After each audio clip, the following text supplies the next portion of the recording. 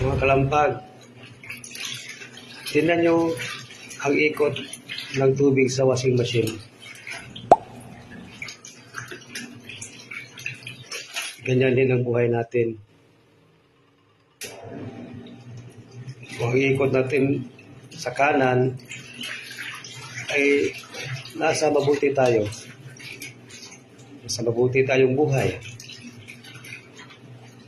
Pag umikot naman sa kaliwa, ay doon ay napupunta tayo minsan sa kasamaan o sa hindi magandang mga gawain.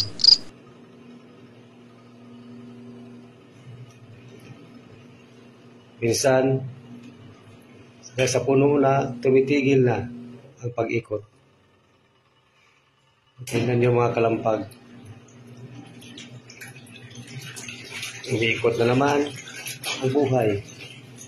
Kasabang pag-iikot yan, ay makita mo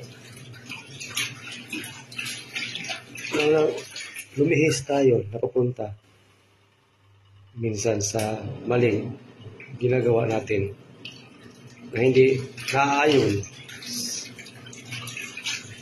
sa Panginoon na tinuturo ng ating Panginoong Jesus. Tingnan mo kalampag yung tubig, marumi.